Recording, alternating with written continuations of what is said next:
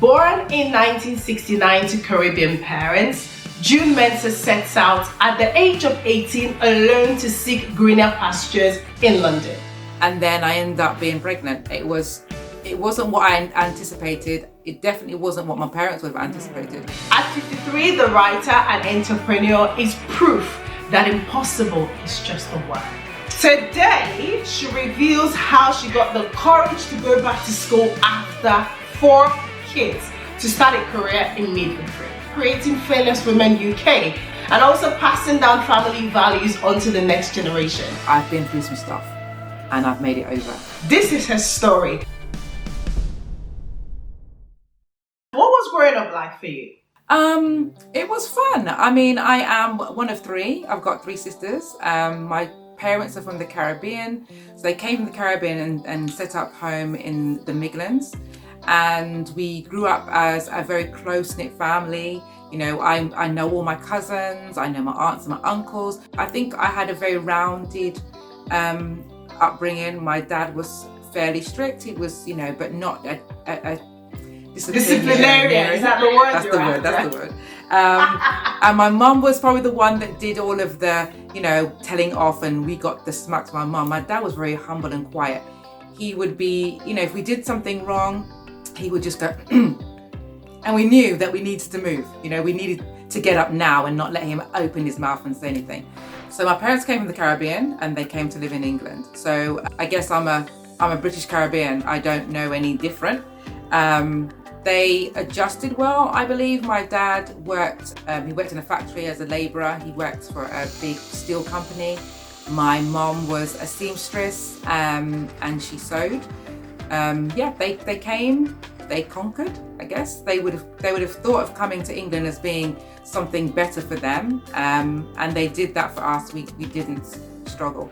Tell us about your childhood dream and what you really wanted to be, and then I'm sure we'll talk about what you eventually did. Yeah, sure. Well, my childhood dream first was to be a flight attendant. I wanted to travel, I wanted to wear the uniform, and that was really the inspiration. And it's funny that my job, I wear a uniform. I've always worn a uniform actually, but that was my first real idea about what career I wanted to do. And I had to learn a language. I had to learn languages, obviously. But the criteria, there were some bits in the criteria that I knew that I probably would fall short. So I was too short, take the pun. I was 5'4", and back in the day, you had to be a certain height to be a flight attendant. So I guess that's how I steered slightly away. And plus, German was really hard to learn at the time. Yeah. Wow. That's interesting. So June, you moved away from home at the age of 18 and you moved to London. Tell me about everyone's reaction and actually why you moved. I don't know if my parents even reacted, to be fair. I have family in London. I had aunts and cousins that lived in London.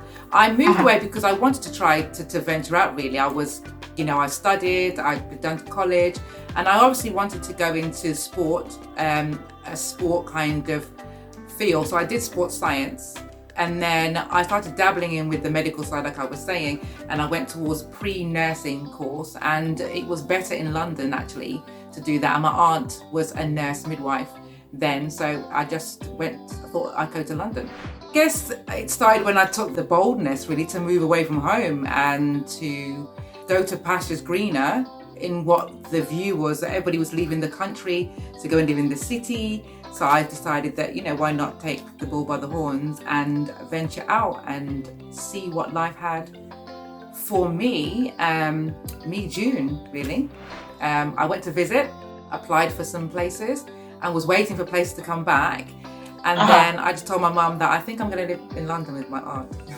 And she was like, okay, you going to go? And I was like, yeah, I think so. And then I got on a course, and so that was my ticket, I suppose. In the country where I say the country because everybody calls the Midlands the country, but in the Midlands, everybody knows everybody. You see someone in the street, you say hi, doesn't matter who they are, they all greet you back. When I came to London, I would say hi to people and they would just look at me, and I was like, okay. So technically, not as friendly received, but you know, as time got on, I got used to the culture of the city, and it was just fast paced. Great. So thank you so much for sharing that. And then if we look at what happened after you moved away from home, juggling to make ends meet and childbearing coming into the mix. Yeah, the childbearing. I don't think I was ready for childbearing. Childbearing just arrived. You know, you're dating, you're going about your life, you're doing bits and pieces. I didn't do the nursing. I ended up doing pharmaceuticals. So I ended up going on a course of pharmaceuticals, ended up landing a job in a hospital doing that. And then I ended up being pregnant. It wasn't what I anticipated. It definitely wasn't what my parents would have anticipated. And so I had to just put my head down and literally study and get through it. And I told myself, I'm going to get through it because I'm responsible. I don't want anyone to talk about me and say, well, look, she went away, she didn't complete her course, and here she is with a child and nothing to see for it. So I knuckled in and I did everything I had to do to keep on the course. I begged my employers to keep me. They said they keep my job open for me because I'd only started that particular job not very long. So I had to ask, please, can I stay? And they were like, okay, you can stay. So after I had my daughter, I must have been like 3-4 months in, I had exams. I had my exams. I went to my exams. I passed my exams. I was determined. After you had your first child, at what age were you here, June? I had my first child when I was 21, so I was young. You had your first child at 21. You had an exam 3-4 months later and you passed the exam.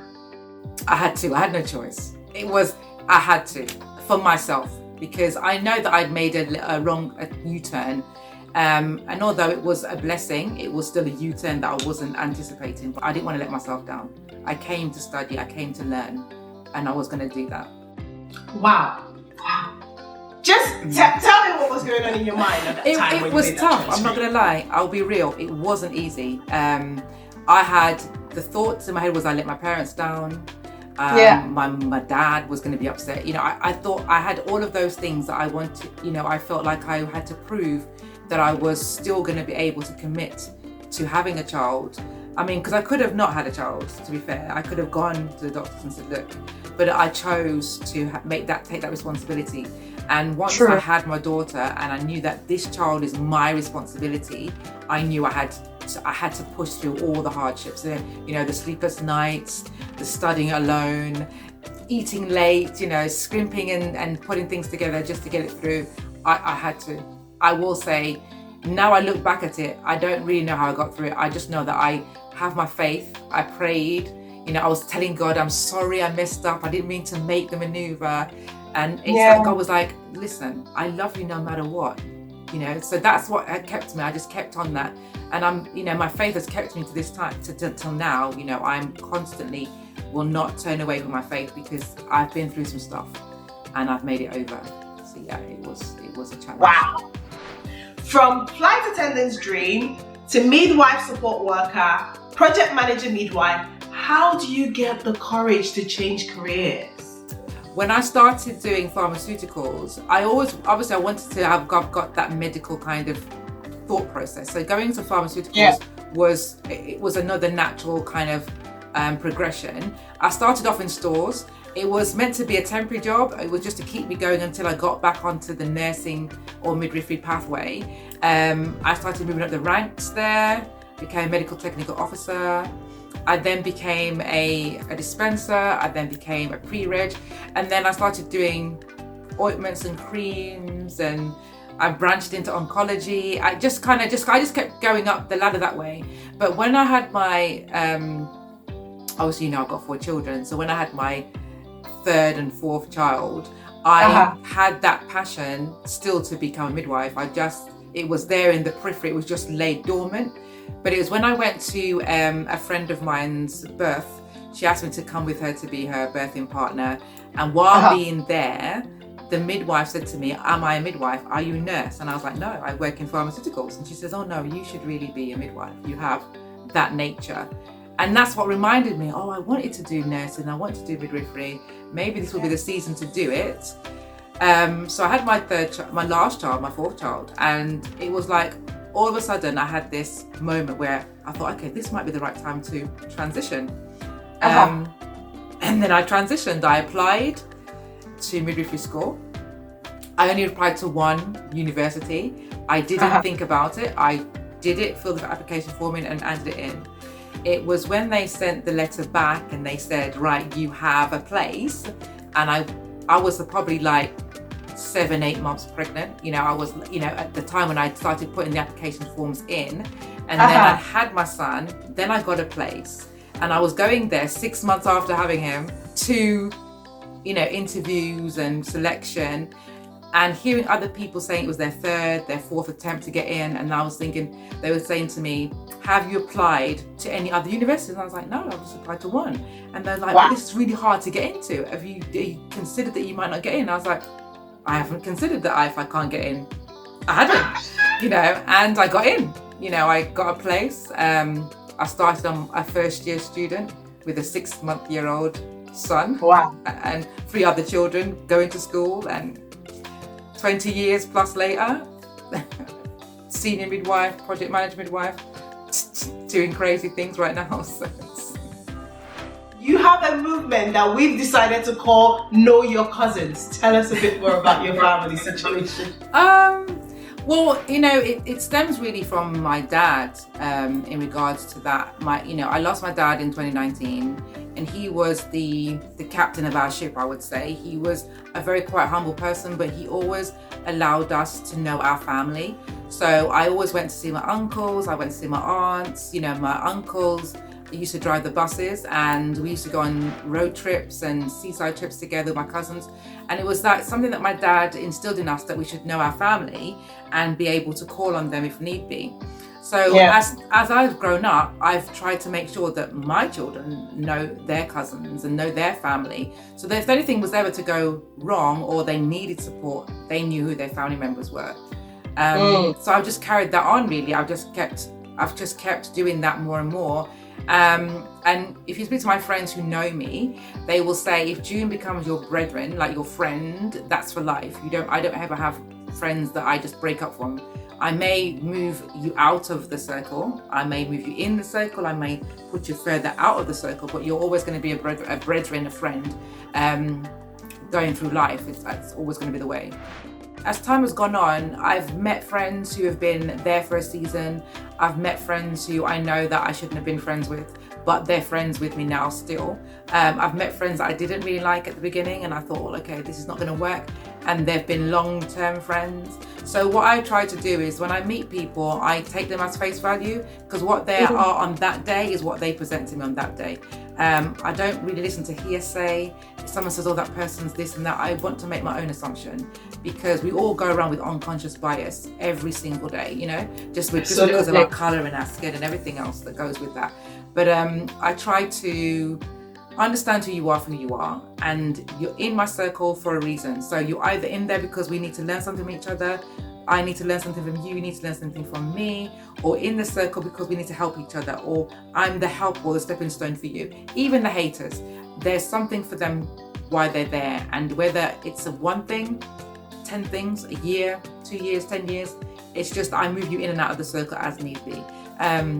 If you offend me or you upset me, I don't hold grudges.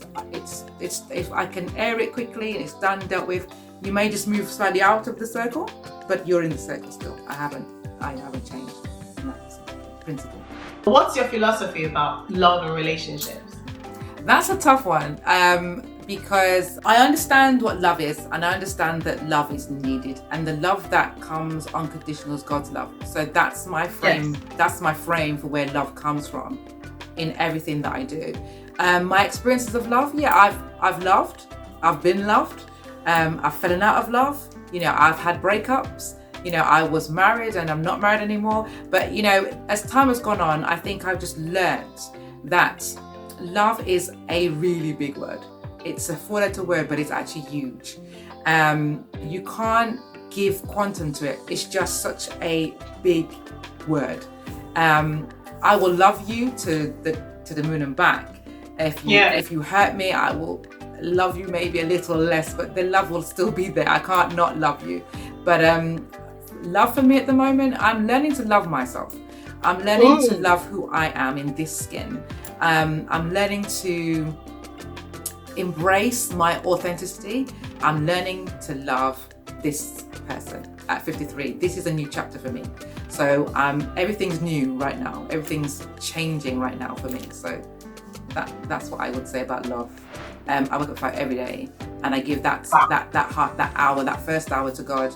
I do exercise. I do a once a month walk with one of my colleagues, where we go out and we discuss life. We talk about what's going on for us now, where we want to go, and how we're going to make that happen. And that's been really good. I read a lot. I try to eat healthy. I do like my chocolates though. I do like my sweets. So don't get me wrong. Yeah, I do. I can't lie. I do have a sweet tooth. But yes, I try to walk as regularly as I can. I've done a few walking challenges with my family again, my cousins. We've done a walking challenge with Diabetes UK, and we did 1 million steps in 3 months. So I'm as fit as I could be at 53. I have been a bit lazy lately, so technically my regime for my exercise has not been 100, but hey, it's life. Can I just say you look very good, and dare I say hot for 53. I try. So June, we've explored your life's philosophy in terms of relationships, but now I really want to hear a bit more about your roads to being an author. How you started journaling, how you like writing, and then you created Fearless Women UK.